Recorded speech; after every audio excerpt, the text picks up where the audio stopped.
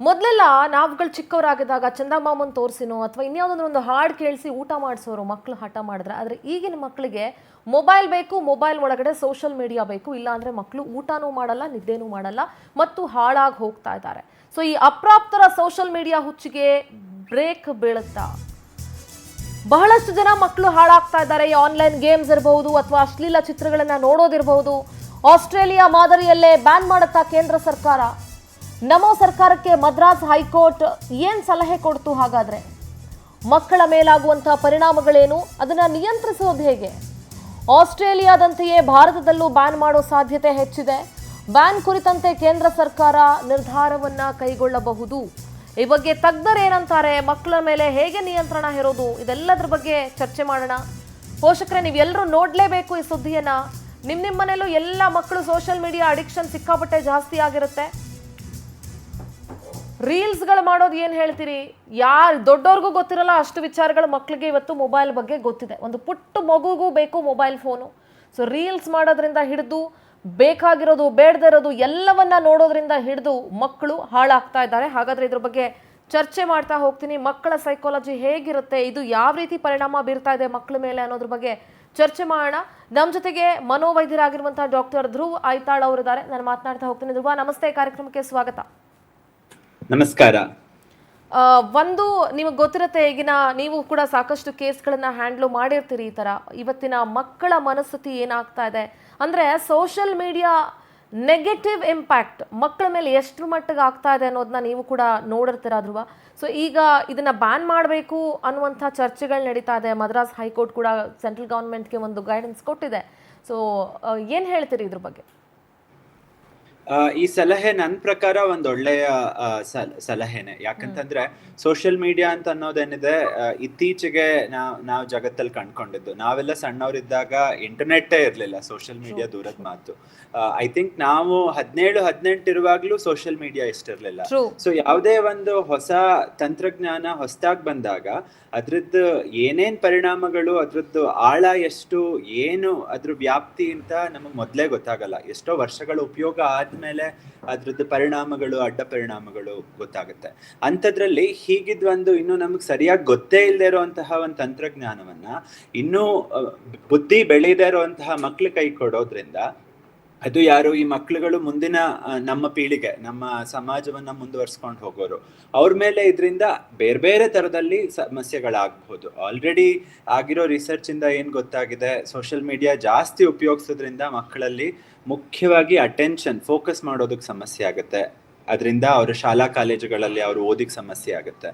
ಮಾನಸಿಕ ಆರೋಗ್ಯದ ಮೇಲೆ ಅದು ಒತ್ತಡ ಇರ್ಬೋದು, ಅಥವಾ ಆಂಗ್ಸೈಟಿ ಅಂತ ಏನ್ ಹೇಳ್ತೀವಿ, ಖಿನ್ನತೆ ಇರಬಹುದು, ಈ ತರದ ಸಮಸ್ಯೆಗಳನ್ನು ಹುಟ್ಟಾಕೋದು ಸಾಧ್ಯ. ಅಲ್ಲದೆ ಇಂಟರ್ನೆಟ್ಗೆ ಅಡಿಕ್ಷನ್ ಅಂತ ಸಮಸ್ಯೆನೂ ಆಗಬಹುದು. ಬರೀ ಅಡಿಕ್ಷನ್ ಅನ್ನೋದು ಇವಾಗ ಬರೀ ಸ್ಮೋಕಿಂಗ್ ಅಥವಾ ಆಲ್ಕೋಹಾಲ್ ಇವುಗಳಿಗೆ ಅಲ್ಲದೆ ಬಿಹೇವಿಯರ್ಸ್, ಇಂಟರ್ನೆಟ್ಗೆ, ಸೋಷಿಯಲ್ ಮೀಡಿಯಾಗೂ ಅಡಿಕ್ಷನ್ ಆಗಬಹುದು.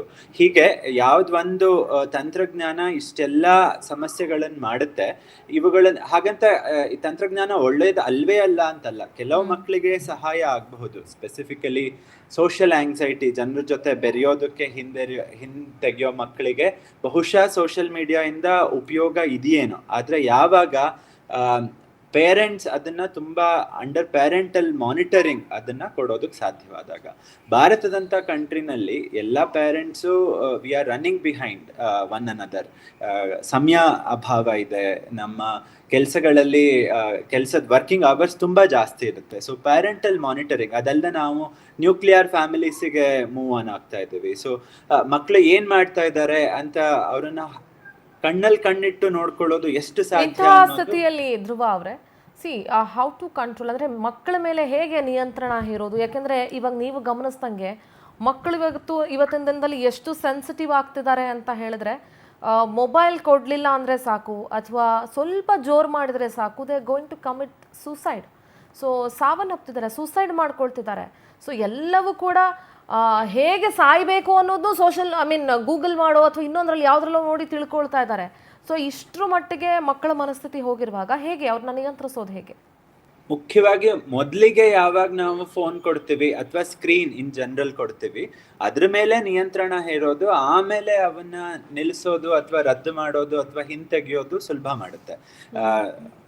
ಗೊತ್ತಾಗಿರೋ ಪ್ರಕಾರ ಮಕ್ಕಳಿಗೆ ಸ್ಕ್ರೀನ್ ಯಾವುದೇ ಮೀಡಿಯಂ ಅಲ್ಲಿ ಇರಲಿ, ಅದು ಫೋನ್ ಆಗಿರಬಹುದು, ಟಿವಿ ಆಗಿರಬಹುದು, ಲ್ಯಾಪ್ಟಾಪ್ ಆಗಿರ್ಬೋದು, ಅಗತ್ಯವೇ ಇಲ್ಲ. ಇನಿಷಿಯಲಿ 7 ರಿಂದ 8 ವರ್ಷದ ತನಕ ಸ್ಕ್ರೀನ್ ಇಲ್ದೇನೆ ಮಕ್ಕಳು ತುಂಬಾ ಆರೋಗ್ಯವಾಗಿ ಬೆಳಿಬಹುದು. ಎಲ್ಲೋ ಗೊತ್ತಿಲ್ಲದೆ ಅದನ್ನ ಕೊಟ್ರೆ ಆರಾಮಾಗಿ ಊಟ ಮಾಡಿಸಬಹುದು ಅನ್ನೋ ಯೋಚನೆಯಿಂದ ನಾಟ್ ಓನ್ಲಿ ಅದು ಮಾತ್ರ ಅಂತಲ್ಲ, ಈಗಿನ ಎಜುಕೇಶನ್ ಸಿಸ್ಟಮ್ ಏನಾಗೋಗಿದೆ, ಈ ಆನ್ಲೈನ್ ಎಜುಕೇಶನ್ ಸಿಸ್ಟಮ್ ಎಲ್ಲ ಬಂದಿರೋದ್ರಿಂದ and most of the thing I think so during Covid ಟೈಮಲ್ಲೆಲ್ಲ ಸೊ ಆನ್ಲೈನ್ ಎಜುಕೇಶನ್ ಸಿಸ್ಟಮ್ ಇದ್ದಾಗ ಮೊಬೈಲ್ ಫೋನ್ಸಲ್ಲೇ ಎಲ್ಲ ಪಾಠಗಳಾಗ್ತಾ ಇತ್ತು, ವಿಡಿಯೋ ಕಾಲ್ ಮುಖಾಂತರ ಪಾಠಗಳಾಗ್ತಾ ಇತ್ತು ಆ್ಯಂಡ್ ಸಬ್ಮಿಷನ್ಸ್ ಕೂಡ ಎಲ್ಲ ಥ್ರೂ ಆನ್ಲೈನ್ ಆಗ್ತಾ ಇತ್ತು. ಸೊ ಹೀಗಿರುವಾಗ ಸೊ ಮೊಬೈಲ್ ಅಡಿಕ್ಷನ್ ಜಾಸ್ತಿನೇ ಇದೆ. ಇವತ್ತು ಬೇಕಾದರೆ ಅಪ್ಪ ಅಮ್ಮನ ಬೇಕಾದರೂ ಬಿಟ್ಟಿಟ್ಬಿಡ್ತಾರೇನೋ ಮಕ್ಕಳು, ಆದರೆ ಮೊಬೈಲ್ ಬಿಟ್ಟಿರೋದಿಲ್ಲ ಅಂಥ ಪರ್ಸೆಂಟೇಜ್ ಆ ಥರದ್ದು ಜಾಸ್ತಿನೇ ಇದೆ ಇವಾಗ. ತುಂಬಾ ಸರಿಯಾದ ಮಾತನ್ನ ಹೇಳಿದ್ರಿ. ಕೋವಿಡ್ ಆದ ನಂತರ ನಾವು ನಮ್ಮ ಔಟ್ ಪೇಷಂಟ್ ಬೇಸಿಸ್ ಅಲ್ಲಿ ಬರುವಂತಹ ಮಕ್ಕಳಲ್ಲಿ screen addiction, internet addiction, phone addiction ತುಂಬಾ ನೋಡಿದ್ವಿ. ಮುಖ್ಯವಾದ ಕಾರಣ ಅದೇ. ಅವಾಗ ಅದನ್ನ ಸಂಪೂರ್ಣ ರದ್ದು ಮಾಡೋಂಗೂ ಇರ್ಲಿಲ್ಲ, ಹೊರಗೆ ಹೋಗೋ ಹಾಗಿರ್ಲಿಲ್ಲ. ಬಟ್ ಇವಾಗ ವಾಪಸ್ ಸ್ಕೂಲ್ಗಳು ಓಪನ್ ಆದಾಗ ಶಾಲೆಗಳಲ್ಲೂ ಯಾವ ಏಜಿಗೆ ಅದನ್ನ ಇಂಟ್ರೊಡ್ಯೂಸ್ ಮಾಡಬೇಕು ಅನ್ನೋದನ್ನ, ಮತ್ತೆ ಯಾವ್ಯಾವ್ದನ್ನ ಇಂಟ್ರೊಡ್ಯೂಸ್ ಮಾಡಬೇಕು, ಬಿಕಾಸ್ ಕಂಪ್ಯೂಟರ್ ಇಲ್ಲದೆ ಜೀವನ ನಡೆಯೋದಕ್ಕೆ ಸಾಧ್ಯ ಇಲ್ಲ. ಆರ್ಟಿಫಿಷಿಯಲ್ ಇಂಟೆಲಿಜೆನ್ಸ್ ಕಡೆ ದಾಪಗಾಲ್ ಹಾಕ್ತಾ ಇರ್ಬೇಕಾದ್ರೆ ನಾವು ಮಕ್ಕಳನ್ನ ಇನ್ನು ಸ್ಲೇಟು ಬಳಪ ಕೂರಿಸ್ತೇವೆ ಅಂತ ಹೇಳಕ್ ಆಗಲ್ಲ. ಆದ್ರೆ ಸೋಷಿಯಲ್ ಮೀಡಿಯಾ ಯಾವ್ದು ಸಂಪೂರ್ಣ ಎಂಟರ್ಟೈನ್ಮೆಂಟಿಗೋಸ್ಕರ ಇದೆ, ಅದನ್ನ ಎಷ್ಟರ ಮಟ್ಟಿಗೆ ಉಪಯೋಗಿಸ್ಬೇಕು ಬೇಡ, ಅದು ಖಂಡಿತ ಸಾಧ್ಯ. ಬಿಕಾಸ್ ಸ್ಕ್ರೀನ್ ಅನ್ನು ಉಪಯೋಗಿಸೋದಾದ್ರೂ 7-8 ವರ್ಷದ ನಂತರ, 10 ವರ್ಷದ ನಂತರ ಸ್ಕ್ರೀನ್ ಅನ್ನ ಇಂಟ್ರೊಡ್ಯೂಸ್ ಮಾಡಿ ಸೋಷಿಯಲ್ ಮೀಡಿಯಾನ ಅವ್ರ ವಯಸ್ಕರಾದ್ಮೇಲೆ ತರೋದು ತುಂಬಾ ಒಳ್ಳೆಯ ವಿಚಾರ. ಇಲ್ಲ ಅಂತಂದ್ರೂ ಹೆಚ್ಚಿನ ಯುರೋಪಿಯನ್ ಕಂಟ್ರೀಸ್ ಅಲ್ಲಿ 13 ವರ್ಷದ ನಂತರ ಮಕ್ಳುಗಳನ್ನ ಅದನ್ನ ಉಪಯೋಗಿಸ್ಬೇಕು ಅಂದ್ರೆ ಪೇರೆಂಟ್ಸ್ ಇಂದ ಅಗ್ರಿಮೆಂಟ್ ಬೇಕು ಅಥವಾ ಅವ್ರ ಒಪ್ಪಿಗೆ ಬೇಕು. ನಾನು ಇನ್ನೊಂದು ಗಮನಿಸೋದನ್ನೇ ಧ್ರುವ ಅವ್ರೆ, ಒಂದು ಈಗ ಏನಾಗ್ಬಿಡುತ್ತೆ, ಮೋಸ್ಟ್ ಆಫ್ ದ ಸೆಲೆಬ್ರಿಟೀಸ್ ತಗೊಳ್ಳಿ, ಇಲ್ಲ ಯಾರೇ ತಗೊಳ್ಳಿ, ಮಕ್ಕಳುಗಳ ಹೆಸರಲ್ಲಿ ಒಂದು ಅಕೌಂಟ್ ಓಪನ್ ಮಾಡಿರ್ತಾರೆ. ಹ್ಯಾಂಡ್ಲಿಂಗ್ ಬೈ ಮಾಮ್ ಡ್ಯಾಡ್ ಅಥವಾ ಅವ್ರ ತಂದೆ ತಾಯಿನೇ ಹ್ಯಾಂಡ್ಲು ಮಾಡ್ತಿರ್ತಾರೆ, that is all secondary. But ನಾನು ಹೇಳೋದು, ಅಷ್ಟು ಚಿಕ್ಕ ಮಗುವಿನ ಫೋಟೋ ಶೇರ್ ಮಾಡೋಕ್ಕೆ ಅಥವಾ ಚಿಕ್ಕ ಮಗುವಿನ ಪ್ರಮೋಷನ್ಗೆ, ಅದರ ಆಕ್ಟಿವಿಟಿ ಪ್ರಮೋಷನ್ಗೆ ಈ ವಯಸ್ಸಿಗೆ ಒಂದು account, social media, Instagram, Facebook account necessary ಇದೆಯಾ ಅಂತ? ಖಂಡಿತ ಅದೇ ಅಗತ್ಯ ಅಂತೂ ಖಂಡಿತ ಇಲ್ಲ.